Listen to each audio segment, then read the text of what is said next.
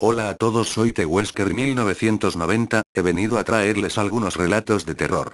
Sin nada más que decir, comencemos. Finalizada la hora del almuerzo escolar, la maestra les comunicó a los alumnos que la junta directiva había planificado un simulacro de incendio en el que todos debían participar. Poco después sonó la alarma y los alumnos salieron para reunirse en el patio.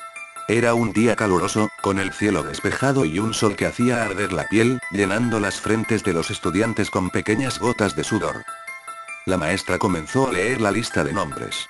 Todos alzaban la mano y decían presente de forma mecánica, consumidos por el aburrimiento. Sin embargo, una chica de un grupo de 5 amigas se fijó en el hecho de que Carmen, una compañera de clase, estaba de pie junto a la alcantarilla, a la que le faltaba la tapa desde hacía semanas, y aún faltaba bastante para que la maestra leyera su nombre. Sus ojos brillaron. Carmen estaba entre las últimas de la larga lista organizada en orden alfabético. ¿Qué pasaría cuando la llamen si caía en la alcantarilla? Carmen está en la alcantarilla. Podrían corear y entonces todos reirían a carcajadas y la pobre Carmen sería el hazme reír. Quién sabe, incluso podrían terminar por bautizarla como la chica de la alcantarilla. La oportunidad de romper el aburrimiento y hacer historia era perfecta, así que les comunicó discretamente la idea a sus 4 amigas y todas empezaron a agolparse en torno a Carmen, fingiendo torpeza para empujarla y hacerla caer sin que aquello pareciese premeditado. La maniobra fue perfecta, Carmen apenas emitió sonidos de queja mientras la hacían caer y, cuando dijeron su nombre, las 5 chicas empezaron a gritar: «Ella está en la alcantarilla, ella está en la alcantarilla». Un mar de carcajadas se desató, pero las risas empezaron a silenciarse cuando la maestra se acercó a ver y, antes de que emitiera palabra alguna, se giró y miró a todos con una mueca impregnada de angustia y terror. La situación no inspiraba risa alguna. Carmen había caído de cabeza en el hueco y al aterrizar su cabeza se había torcido hacia un lado en una posición totalmente imposible, su cara casi sin piel después de haberse raspado contra las paredes de la alcantarilla en la caída y una mueca espantosa como si hubiera tratado de gritar y no hubiese tenido el tiempo suficiente. La sangre se dispersaba en un charco que se mezclaba con el excremento húmedo y maloliente que impregnaba todo su cuerpo. Las 5 chicas se acercaron a ver. Una lágrima asomó tímidamente en la mejilla de la autora de la broma mientras sus ojos atónitos contemplaban como una gorda cucaracha yacía sobre lo que alguna vez fue el rostro de Carmen, moviendo sus antenas como para ver si todo estaba bien. Pero nada estaba bien, y ella y cada una de sus amigas se sintieron como uno de esos repulsivos insectos cuando la policía vino y determinó que Carmen tenía el cuello roto y estaba muerta. Según dijeron, al caer Carmen se golpeó con las escaleras metálicas, de tal forma que perdió la cara y después se rompió el cuello al estrellarse contra el cemento. Minutos después se llevaron el cadáver de Carmen, acompañado por una procesión de moscas cuyos zumbidos eran casi el único ruido en medio del fúnebre silencio. Ese día hubo un interrogatorio después de clases. Todos debían ir. En el interrogatorio las 5 chicas dijeron que fue un accidente y que ellas fueron testigos. La policía les creyó y el caso de Carmen Winstead se cerró, pero algo aún más siniestro había comenzado. Meses después, compañeros de clase de la fallecida Carmen empezaron a recibir correos electrónicos que se titulaban «La empujaron» y afirmaban que a Carmen la habían empujado, que su muerte no era un accidente. También, los correos decían que los culpables debían asumir la responsabilidad del crimen, pues de lo contrario habría terribles consecuencias. La mayoría pensó que los correos eran una farsa elaborada por alguien que quería divertirse causando temor, pero otros no estaban tan seguros. Transcurridos unos pocos días tras la cadena de correos, la chica que ideó el plan para ridiculizar a Carmen estaba bañándose cuando de pronto oyó una extraña risa.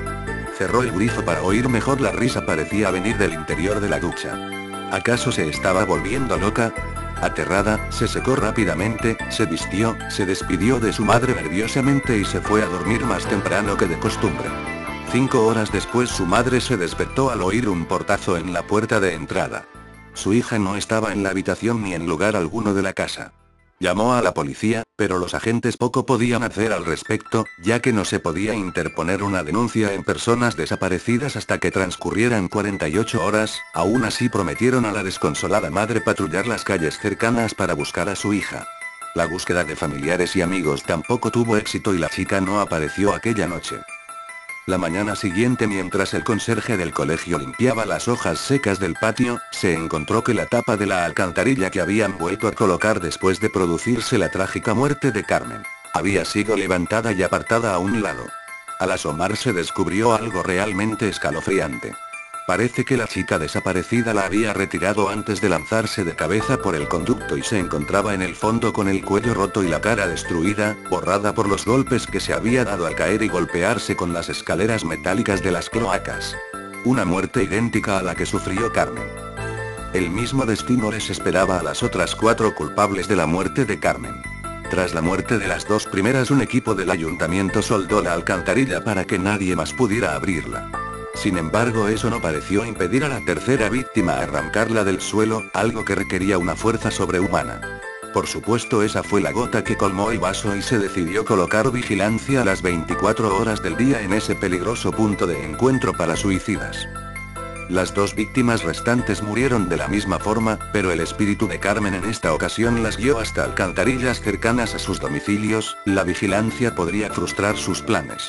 Una por una cayeron en las alcantarillas, perdiendo el rostro y rompiéndose el cuello. Todas se habían quedado dormidas antes de su trágica muerte. En ese momento, cuando se encontraban más vulnerables, Carmen aprovechaba para poseer sus cuerpos y guiarlas como si se tratara de un caso de sonambulismo hacia una muerte tan cruel como la que ella había sufrido. Un destino cruel porque podían sentir todo lo que ocurría pero no tenían control sobre su cuerpo. Pero la cadena de muertes no se detuvo ahí, ya que posteriormente otros compañeros de clase de Carmen también fueron encontrados muertos en distintas alcantarillas, con el cuello roto y el rostro anulado. Ellos y ellas también se habían dormido antes de aparecer muertos. Resultaba muy inquietante pensar que todos esos otros compañeros muertos no habían creído en los correos electrónicos que afirmaban que Carmen fue empujada. ¿Acaso el espíritu de Carmen se estaba vengando? ¿Podría eso explicar muertes tan extrañas en las que no se entendía cómo diablos los cuerpos habían ido a parar a la alcantarilla sin que nadie advirtiese con claridad el rumbo que las víctimas tomaban antes de ser asesinadas? Vanessa es una joven de Gijón que estudia terapia ocupacional en la Universidad de Talavera. Junto con otras 2 chicas alquiló un piso en la calle de los Templarios para que los gastos fueran menores. Durante el segundo curso, Vanessa suspendió 2 asignaturas y sus padres le enviaron el mes de agosto para estudiar. Una noche de verano en la que estaba sola, 4 golpes secos sonaron a su puerta. Vanessa creyó que se trataba de algún amigo con el que salir a tomarse una copa, pero se trataba de una niña de alrededor de 7 años. La niña, de hermosos tirabuzones rubios y grandes ojos castaños, miró a Vanessa y le dijo que se había perdido. Vanessa le dejó entrar, le preparó un vaso de leche y le dijo que iban a ir a la policía.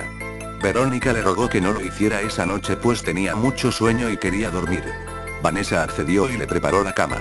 Por la mañana temprano, cuando Vanessa iba a llevarla a la policía, entró en el cuarto y vio que la niña, llamada Verónica, no estaba. Un año después, en idéntica situación, la niña volvió a aparecer. Parecía que no había crecido nada. De nuevo Vanessa le preparó la cena y le dejó dormir, pero al día siguiente Verónica volvió a desaparecer sin dejar rastro. Vanessa fue a la policía y dio todos los datos de la chiquilla, pero no se habían producido denuncias ni nadie había reclamado una desaparición. Tras dar muchas vueltas, Vanessa llegó al hospital de San Prudencio.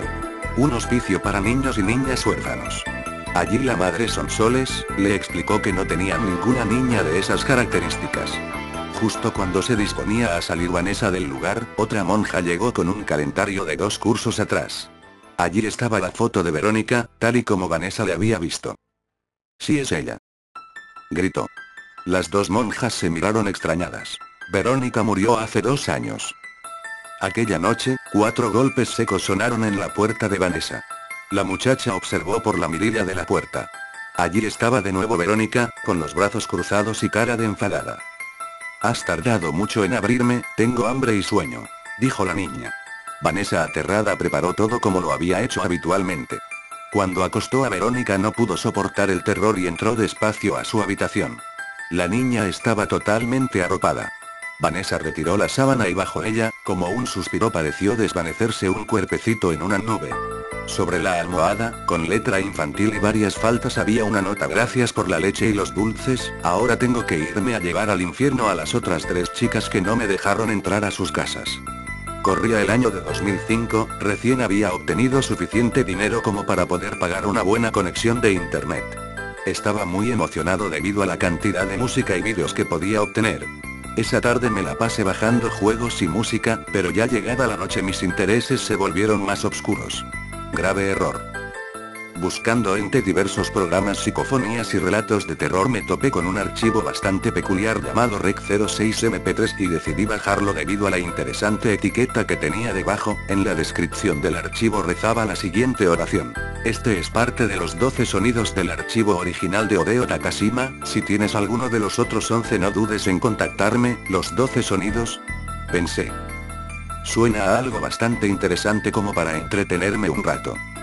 Al reproducir el archivo escuché lo que podría definir como una especie de ronquido o gruñido de algún ser vivo, como una respiración bastante dificultosa de un ser que agoniza, acompañado de ciertos toques macabros que me erizaron todos los vellos del cuerpo. Pensé en abandonar mi búsqueda cuando vi que el archivo no se había descargado solo, este estaba acompañado con una advertencia en formato TXT que abrí casi inmediatamente. Dicha advertencia me dejó bastante intranquilo y lleno de inseguridad. Ahora que has reproducido uno de los 12 sonidos, prepárate para lo peor. Dice la leyenda que si no reproduces el archivo Rec08MP3 después de escuchar alguno de los otros 11 tu vida se volverá un infierno. La leyenda es cierta y te confesaré que he disfrutado mi última hora de vida. ¿Qué podía pensar en ese momento?